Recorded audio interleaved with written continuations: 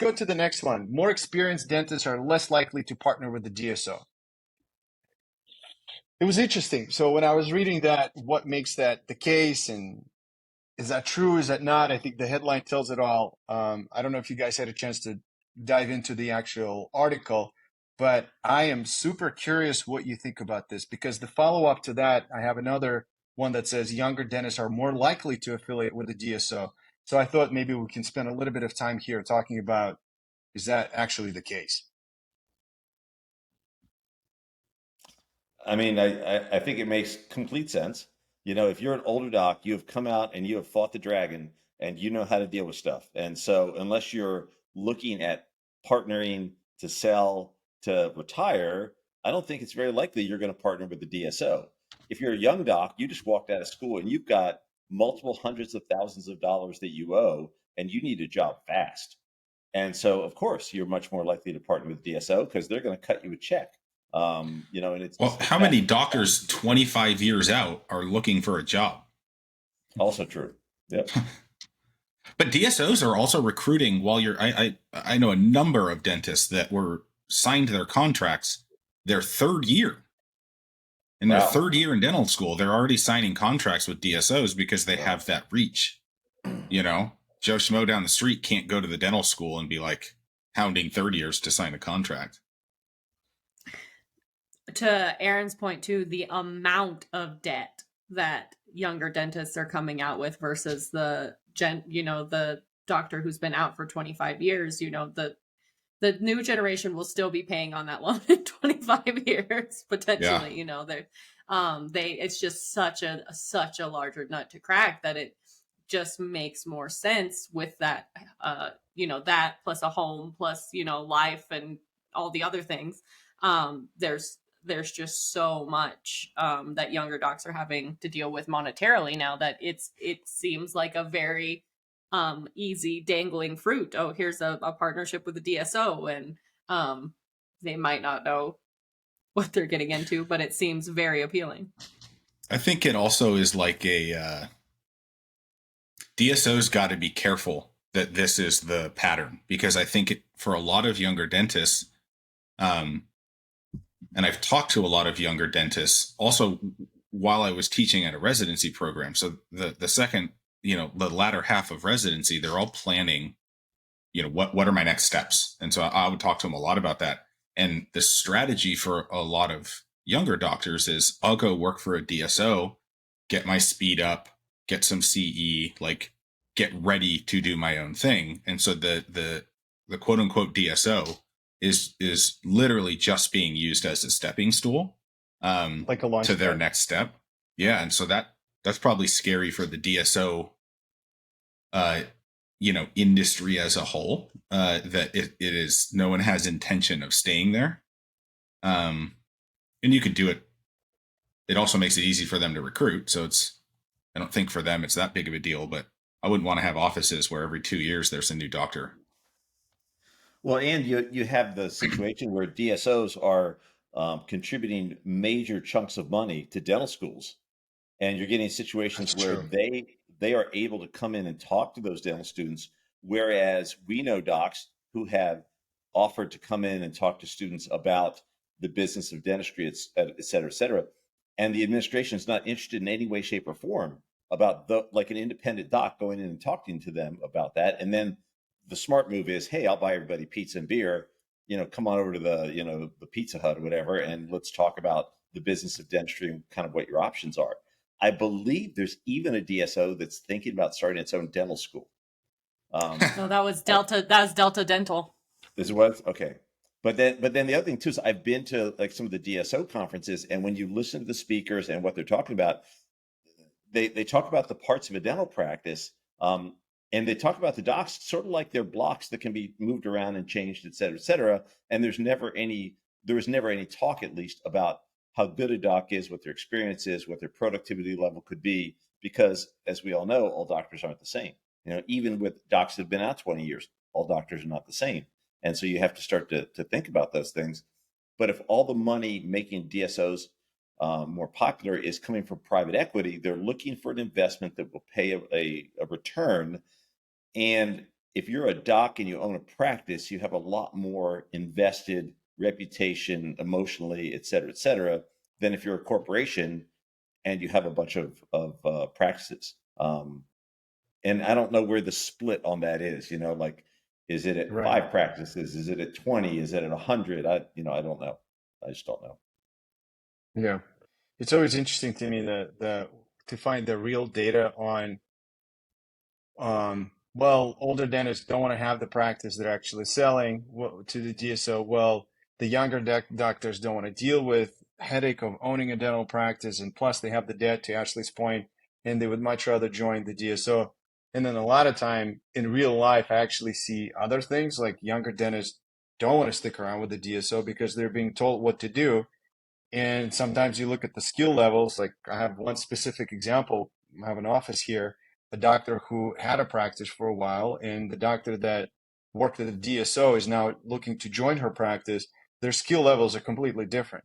Even though they do say like you work, you get the speed, you understand how to do things, but at the same time you're losing a lot of things. It's like that doctor would look at a treatment and they will say, I mean, I'm not a doctor, but they will say like, whatever, let's do this. But another doctor who had her practice for a while will probably do a completely different treatment plan.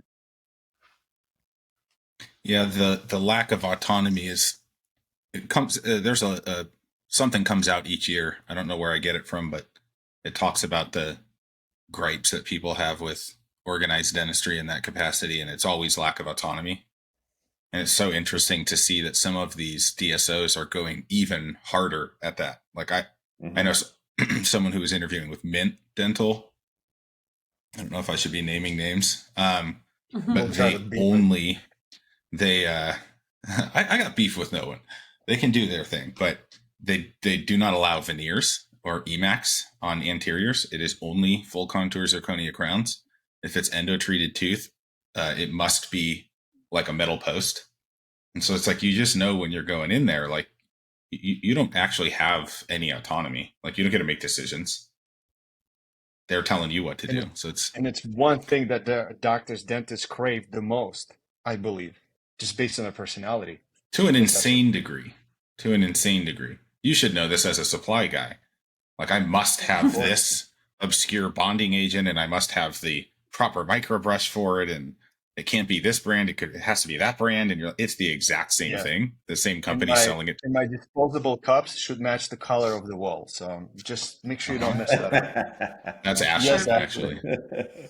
To that point, I mean, too, though. So these DSOs they're not answering to the patient, though. They're answering to private equity. They're answering to their investors, and it's about bottom line. Like the reason they get these investments to expand is because it's a system, and it's because overhead is low and production is high, and because they have those systems, whether it's, whether you agree with it or not, it's the people looking at the bottom line are not the people who are looking at the ultimate patient experience. Yeah, it's a good point. And I think it's also, there's practices for every patient. And I think, Aaron, your practice, no one could confuse that for an Aspen Dental in the way that it runs and the treatment plans go and everything, right? So there's, I feel like I struggle sometimes because there's certainly a place for DSOs. It helps an entire group of people who don't have access probably to Aaron's office, maybe to my office. Really I don't know, right? And so they're serving a group of people that need that work. It does do something good for dentists. And I think, Aaron, you've been around longer than, in this game than I have, but I think the associate used to not be like taboo. Like an associate job could be cushy. You come in, you work, you could make $200,000, $300,000, $400,000 a year. You leave, you have no headaches. You don't have to think about anything. And then somewhere along the line, it was like, to make money, you have to own a practice. And then somewhere along the line, it came, you had to have multiple practices. But there's a place for a lot of dentists to be an associate. And I don't want to put down dentists, but like there's some people that don't care enough to do the CE, or, there's certainly people that may not get up to a skill set where they have this private boutique practice where they're, doing large and intricate cases, there's nothing wrong with being an associate. So I always like at least try to remind myself that like it gets a bad rep, but like they're going to get people out of school that are going to be exactly where they should be. And the ones, and then think business sense. There's some people that are never going to have the business sense, but everyone's being told like you got to own multiple practices. So what do? They go open one, and then they open a second one, and then they open a third one, and then they're all failing. Where they could just have a freaking cushy life doing 330 grand a year, not doing anything. I watched that live with. Go ahead. No, Ashley, you go. I watched that live with an associate who's like, "Oh my gosh, I want to be a practice owner. I want to be a practice owner." Worked on a deal with the owner, got him in, and he finally had then start to understand, like you said, the business acumen. And he was like, "Oh my god, this is not for me. Like I would like." And we were like, "Okay, you need to deal with this staff issue, or we need to figure out." And he was just like, "Oh, that's not. I would rather just go back to coming in doing dentistry." Making sure my paycheck is guaranteed versus the worrying about the overhead. And it's fine. Absolutely. And that's, I agreed, 100% agreed. Yeah, perfectly fine to not do that. Yeah, there was a guy in my town for years who was an associate. He was just an associate. And he was a good doc, but he's like, I have no interest whatsoever in dealing with all the crap I have to deal with to run a practice. I'm fine being an associate. And he was good to go. Someone should run the math on that. When you're the business owner and you put in all of the debt and all of this stuff and you're working and you're taking home X amount, and then someone just comes in as an associate and they make maybe slightly less over 30 years, I bet they come out ahead. I would say that you make considerably less because I'm an associate now. I used to own the practice, so I can tell you that you make considerably less. But the second thing is at some point you have to value your time. So when I went from owning the practice to just working in the practice, like my whole head cleared up because I'm not constantly thinking about how to solve problems in the practice. So I used to go do the production, then go home, eat, and then start working on the problems that I was going to have to solve or that came up that day because there was some kind of an issue.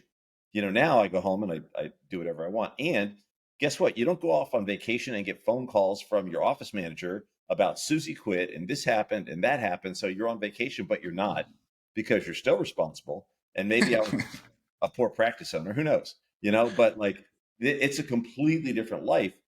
And I think you make considerably less money, but I think the question then becomes, how do you value your time and what do you want in life? Because I would not be happy as an associate now had I not been a practice owner. Proved to myself I could do it, made it happen, solved the problems.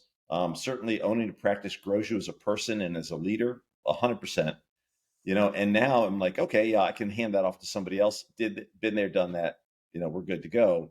And now it's like, I just concentrate on the things that I'm really interested in. But I don't know. Do you think that if you hadn't have owned a practice that you would have more hair? Yes. That's what I was literally about to say. His hair is literally growing back. We've had this discussion. Hold please. Did we tell? I went to a course one time given by an oral surgeon, and he was just kind of shooting the breeze. And he said, what I notice is that all of my friends who are general dentists, they all got gray before the specialist did. They all lost their hair before the specialist did. They're like, the things you guys have to worry about is multiple times more than what we have to worry about as specialists and owning practices. And I started looking around from now on, like, specialists that I know, and I'm like, yeah, I think he's right. Yeah. I also want to remind that you guys doing it by your own choice. Nobody's forcing you to do that. And so nobody's forcing you to own the practice. So like you're choosing to lose hair and it's totally fine. So, and I think the interesting part is we're all bitch and complain that dental schools don't teach any business classes, but I wonder why no one has sat down with guys, let's just say from Life and Dentistry podcast when they were still in college and just create a course, online course for transitioning from a dental school to becoming a dentist and your life cycle from graduating to retiring and all the options. Like I do agree, like I worked with a dentist when I was building dental practices. There was a doctor who was forced by consultants and the bankers to open up the practice.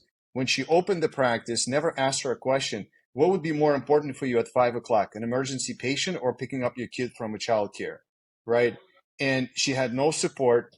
She really struggled to get this up and running. And I had a chance to interview her to that she can share that story. And so she ended up failing on her practice. She couldn't even sell. She had to like walk away, give the keys back to the landlord, and call it the quits. And it took her 6 months to recover from that mentally. And then she went to work as an associate, and she's the happiest person in the world because now she can take care of the kids. She's happy that she's making enough money. She can set her own schedule. That was 2000, 13, 14. And I still remember that story because if she can talk to people and say, look, you don't have to open up a practice, right? Or you don't have to be a DSO with 10 offices or 12 offices. Like that's the beauty of dentistry is the complete independence to choose what you want to do. And even, I don't know, we can do a math on a $500,000 student loan and you're an associate. I mean, you can still have a nice lifestyle by being an associate and paying down that loan, right? So I mean, I was 1987 graduate, opened practice in 88, was almost bankrupt by 1990, hired a consultant, and that's what made things work. But why doesn't anybody create that course? Because when you're in dental school, everybody thinks all you have to do, and what the instructors tell you is, all you have to do is be really good, and everybody will come to your door. And maybe that's starting to be a smaller deal. And there's no money in it. Who's going to pay That's for funny though. That's coming from instructors who are making their living teaching, right? Exactly. It's versus the, I always laugh at like influencers telling you how to get rich, but they're getting rich off of telling you how to be rich versus the actual Right. thing that you should do. So it's kind of the same thing. Those instructors are making their living Yeah. off of training, not off of running the business. And a lot of times they've Yeah. never actually been out in the real world. Exactly. So it's all theory. I mean, at least the guys that trained us, most of them came like out of the Navy or the Army or the whatever, and they retired and they were really good at what they did. But yeah, but